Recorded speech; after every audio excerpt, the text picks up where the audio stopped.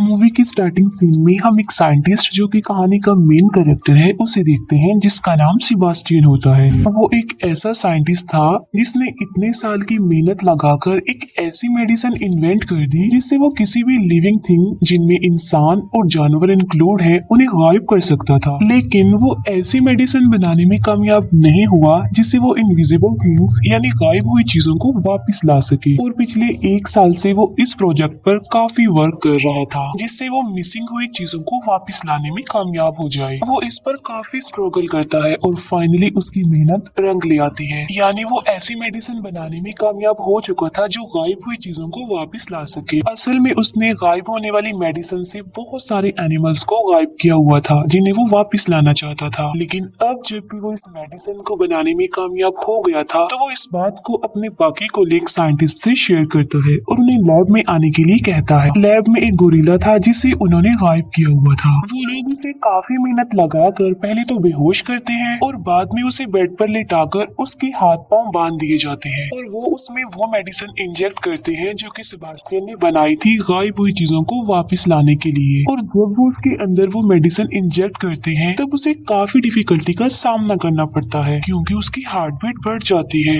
और उस गोरिल्ला की हालत देखकर ऐसा लग रहा था कि अब वो नहीं बच पाएगा। लेकिन वो उसको बचाने की काफी कोशिश करते हैं, उसके हार्ट को शॉक देते हैं जिससे इस गोरिल्ला की हार्ट बीट नॉर्मल होने लगती है और आहिस्ता आहिस्ता उसकी सारी बॉडी स्टेबल हो रही थी और गोरिल्ला पूरी तरह अपनी बॉडी में वापस आ जाता है। अब क्योंकि वो ऐसा करने में कामयाब हो जाते हैं तो वो सब काफी खुश हो जाते हैं क्योंकि उनके इन्वेंट उनके एक्सपेरिमेंट्स कामयाब जो हो गए थे। फिर यहाँ पर हमें ये पता चलता है कि सारे एक्सपेरिमेंट्स मिलिट्री के लिए हो रहे थे और उन लोगों की मिलिट्री के साथ एक मीटिंग होती है जिसमें सेबास्टियन ये झूठ बोल देता है कि अभी तक उसने कोई सक्सेस हासिल नहीं की है और वो कामयाब होने के लिए और मजीद टाइम मांगता है। तब मिलिट्री उसे कहती है कि तुम तो पहले ही बहुत टाइम ले चुके हो और अगर तुमने जल्दी से कोई रिजल्ट नहीं दिया तो हम तुम्हारी रिप्लेसमेंट में किसी और को ले आएंगे। और जब वो लोग बाहर आते हैं तब सेबास्टियन के साथी जिसमें लड़की का नाम लिंडा और लड़के का नाम मैथ्यू होता है वो उससे पूछते हैं कि तुमने मीटिंग में झूठ क्यों बोला कि तुमने सक्सेस हासिल नहीं की जबकि तुम तो सक्सेस हासिल कर चुके हो। वो कहता है इसलिए क्योंकि मैं इस मेडिसिन को किसी इंसान पर चेक करना चाहता हूँ, टेस्ट करना चाहता हूँ। और वो इंसान कोई और नहीं बल्कि वो खुद था, सेबास्टियन था, जिस पर वो अपने बाकी कोलीग से मीटिंग करता है। और वो यहाँ पर भी अपने कोलीग से झूठ बोल देता है कि आर्मी ने हमें इस मेडिसिन को इंसानों पर टेस्ट करने की परमिशन दे दी है जबकि ऐसा कुछ नहीं था और मैं इसे अपनी ही बॉडी पर टेस्ट करना चाहता हूँ।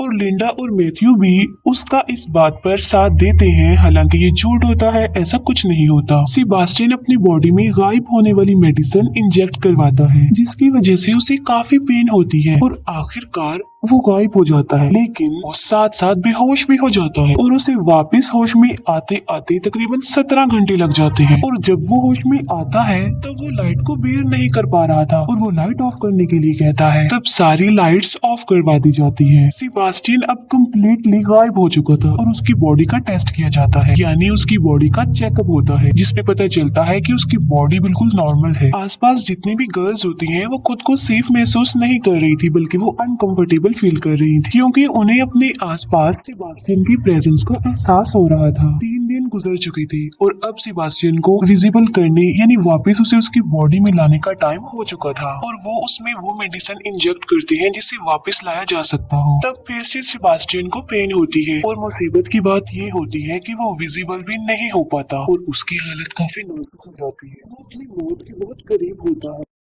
अब क्योंकि उनके पास और कोई रास्ता नहीं होता तो वो सेबास्टियन को एक मास्क पहना देते हैं ताकि वो सब उसे देख सके। और इस बात को लेकर सेबास्टियन काफी गुस्सा हो जाता है और उसकी मैथ्यू से बहस हो जाती है। वो उस पर शाउट करता है कि 10 दिन में जितनी तुमने मुझे पेन दी है, जितना लाइट में जलाया है, उसकी पेन सिर्फ मैं ही महसूस कर सकता हूँ। अब क्योंकि सेबास्टियन विजिबल नहीं हो पा रहा था तब उसकी मेंटल स्टेट भी खराब हो रही थी। इतने दिन से वो इनविजिबल था और काफी परेशान था जिसकी वजह से वो यहाँ से जाना चाहता आता था। और एक दिन तंग आकर सेबास्टियन लैब से बाहर चला जाता है और सीधा अपने घर आ जाता है। घर आकर वो अपने नेबरहुड की एक लड़की को देखता है जिस पर वो पिछले कुछ अरसा से नजर रख रहा था। सेबास्टियन अपना मास्क उतार देता है और उस लड़की के घर की डोरबेल बजाता है और जब वो दरवाजा खोल कर देखती है तब वहाँ पर कोई भी नहीं होता क्योंकि सेबास्टियन इनविजिबल जो था और वो उसके घर में घुस जाता है। लिंडा सेबास्टियन के घर आती है और वो देखती है कि वहाँ पर उसका मास्क पड़ा हुआ है जिसे देखकर वो डर जाती है। लिंडा वापस लैब में आती है और अपने बाकी कोलीग्स वो मीटिंग करती है कि सेबास्टियन हमारे लिए किसी खतरे से खाली नहीं है क्योंकि वो मास्क के बगैर घूम रहा था और इनविजिबल भी था। और तभी वहाँ पर सेबास्टियन आ जाता है। लिंडा उसे वार्न करते हुए कहती है कि अगर तुमने आज के बाद ऐसा किया तो वो मिलिट्री को तुम्हारी शिकायत कर देगी। तब सेबास्टियन लिंडा की इस बात पर एग्री हो जाता है लेकिन अभी भी सबके दिल में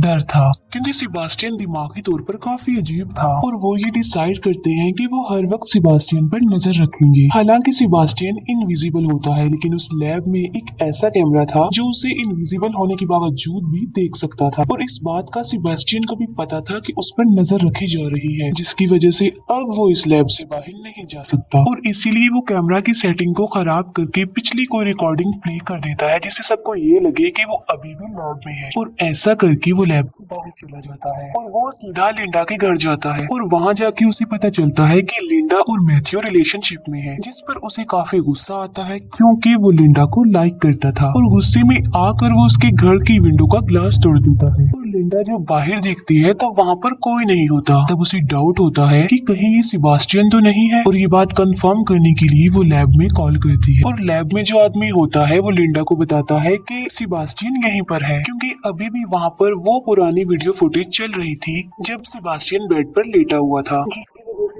सेबास्टियन वहीं पर है लेकिन वो वहाँ पर नहीं होता। सेबास्टियन जब लैब में वापस आता है तब उसे काफी गुस्सा आया होता है और वहाँ पर वो एक डॉग को मार डालता है। नेक्स्ट डे जब एनिमल डॉक्टर जानवरों को खाना देने आती है तब वो देखती है कि वो डॉग मरा हुआ है और वो इस बारे में सेबास्टियन से पूछती है कि कहीं ये तुमने तो नहीं किया, जिस पर सेबास्टियन उसे कहता है कि मैं इस बारे में कुछ नहीं जानता। तब कंफर्म करने के लिए वो सारी वीडियो फुटेजेस चेक करती है लेकिन उसे कुछ भी पता नहीं चल पाता। रात को फिर से सेबास्टियन लिंडा के घर पर जाता है और वहाँ पर लिंडा को सेबास्टियन की प्रेजेंस का एहसास होता है कि वहाँ पर जरूर कोई ना कोई है और इस बार वो खुद लैब जाकर चेक करती है। तब उसे पता चल जाता है कि सेबास्टियन ने उन्हें पागल बनाने की कोशिश की है क्योंकि वहाँ पर सेबास्टियन होता ही नहीं है। तब वो डिसाइड करती है कि ये बात वो अपने सीनियर डॉक्टर को बता देगी। लिंडा और मैथ्यू उस सीनियर डॉक्टर के पास जाते हैं और उन्हें सब कुछ बता देते हैं। ये बात सुनकर उस डॉक्टर को काफी गुस्सा आता है और वो लिंडा और मैथ्यू को इस प्रोजेक्ट से हटा देते हैं। उन दोनों के जाते ही वो सीनियर डॉक्टर इस बात को अपने बाकी साथियों को भी बताने लगी थी लेकिन वो फोन डेड हो गया था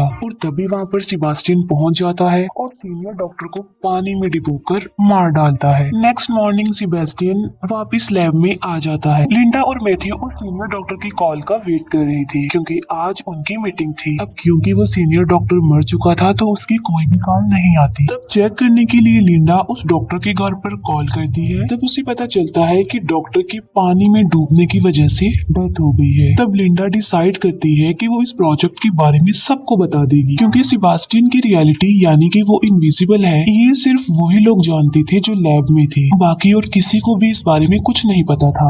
और जब वो कॉल मिलाती है तब उसका फोन भी डेड हो चुका था और तब वो वहाँ से बाहर निकलने की कोशिश करती है लेकिन कोई भी डोर ओपन नहीं हो रहा था क्योंकि सेबास्टियन ने सब डोर्स के कोड इनएक्टिव कर दिए थे और वहाँ पर सिर्फ सेबास्टियन का कोड ही एक्टिवेट हो रहा था। वो लोग डिसाइड करते हैं कि कुछ भी हो जाए वो सेबास्टियन को पकड़ के ही रहेंगे क्योंकि अभी भी वो उसी लैब में ही था। उनमें से एक लड़की जिसका लैब में कुछ रह गया था और जब वो वापिस उसे लेने जाती है तब सेबास्टियन उसे मार डालता है। उन लोगों को पता चल चुका था कि सेबास्टियन उन्हें एक एक करके मार डालेगा क्योंकि वो नहीं चाहता था कि किसी को भी उसकी रियलिटी पता चले कि वो इनविजिबल है। लैब में एक ट्रेसर की हेल्प लेकर वो सेबास्टियन की लोकेशन ढूंढ लेते हैं और वहाँ पर उसे पकड़ने के लिए दो लोग जाते हैं। एक तो मैथ्यू होता है और दूसरा उसका फ्रेंड होता है। वहाँ पर सेबास्टियन मैथ्यू के फ्रेंड को इंजर्ड कर देता है। मैथ्यू सेबास्टियन पर फायरिंग भी करता है लेकिन उसे कुछ भी नहीं होता और वहाँ पर उसके शैडोज नजर आने लगते हैं और वो वहाँ से भाग जाता है। मैथ्यू मैथ्यू की फ्रेंड का काफी खून बह चुका था और उसे ब्लड की जरूरत थी। तब लिंडा की फ्रेंड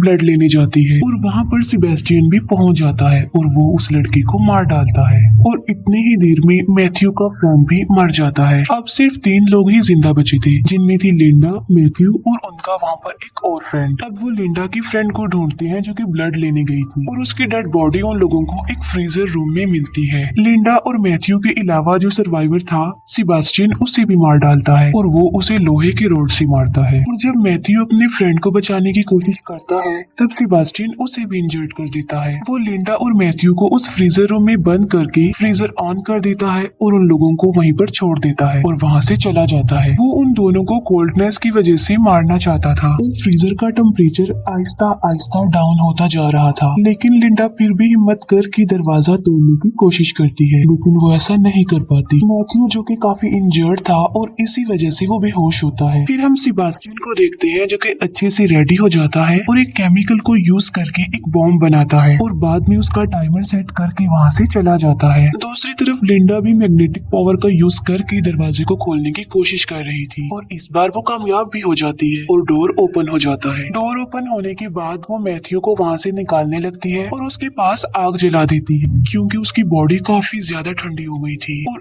अब लिंडा उस जगह पर जाती है जहाँ पर सेबेस्टियन होता है। सेबेस्टियन जो कि लिफ्ट में था और लिफ्ट का दरवाजा बंद होने ही वाला होता है कि तभी वहाँ पर लिंडा आ जाती है। लिंडा के हाथ में एक सिलेंडर होता है जिसे वो जलाकर सेबेस्टियन को जला देती है। सेबेस्टियन जो कि सारा जल चुका था तो आहिस्ता आहिस्ता उसकी बॉडी भी जलती जा रही थी। अब क्योंकि सेबेस्टियन इंजर्ड भी था और काफी गुस्से में भी था तो वो लिंडा से अपना रिवेंज लेना चाहता था, उसे किसी भी सूरत में मारना चाहता था। फिर लिंडा आग बुझाने वाली पाइपलाइन को ऑन कर देती है जिससे वहाँ पर पानी गिरने लगता है। अब सेबेस्टियन हल्का हल्का नजर आने लगा था और वो लिंडा को काफी बुरे तरीके से मारने लगता है और उसकी गर्दन पर पांव रख कर उसका गला दबाने की कोशिश करता है। लिंडा ऑलमोस्ट मरने ही वाली होती है कि तभी वहाँ पर मैथ्यू आ जाता है जिसके हाथ में लोहे का एक रॉड होता है और वो उस लोहे के रॉड से सेबेस्टियन के सर पर स्टैब करता है जिससे सेबेस्टियन वहीं पर ही गिर जाता है। फिर मैथ्यू लिंडा को उठाता है और वो दोनों वहाँ से जाने लगते हैं। सेबेस्टियन जो कि अभी तक मरा नहीं था बल्कि जिंदा था और वो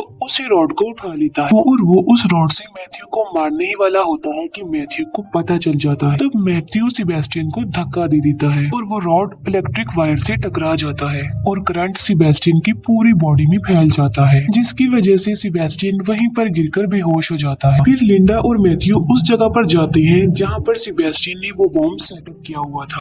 वो दोनों समझ चुके थे कि उनके पास टाइम कम है और वो इस बॉम्ब को एक्सप्लोड होने से नहीं रोक सकते और वो लोग यहाँ से बाहर भी निकलना चाहते हैं, लेकिन वो लिफ्ट के जरिए यहाँ से बाहर नहीं जा सकती थी क्योंकि सेबेस्टियन ने उनकी अराइवल और डिपार्चर इनएक्टिव कर दी थी और इसीलिए वो लोग इमरजेंसी एग्जिट जो लिफ्ट के साथ होती है उसके सहारे ऊपर चढ़ने लगते हैं और जब वो ऊपर जा रहे होते हैं कि तभी बॉम्ब ब्लास्ट हो जाता है और वो लोग ऊपर चढ़ रहे होते हैं कि नीचे से सेबेस्टियन लिंडा का पाँव पकड़ लेता है क्योंकि सेबेस्टियन अभी भी जिंदा था और मैथ्यू लिंडा को बचाने के लिए आगे बढ़ता है। लेकिन इससे पहले कि मैथ्यू उन लोगों तक पहुंचता, सेबेस्टियन लिंडा को लेकर लिफ्ट में आ जाता है। जब वो दोनों लिफ्ट में होते हैं तब लिंडा एक वायर जो कि लिफ्ट में लगी हुई थी उसे पकड़ लेती है और उस वायर के जरिए ही लिफ्ट ऊपर से नीचे आ रही थी। लिंडा अपने पाँव से एक बटन प्रेस कर देती है जिससे वो वायर लिफ्ट से अलग हो जाती है और सेबेस्टियन उस लिफ्ट के साथ नीचे जाकर गिरता है और नीचे ब्लास्ट की वजह से आग जल रही होती है जिसमें सेबेस्टियन जलकर मर जाता है और लिंडा आहिस्ता आहिस्ता मैथ्यू के पास आने लगती है। लिंडा मैथ्यू के पास पहुंच जाती है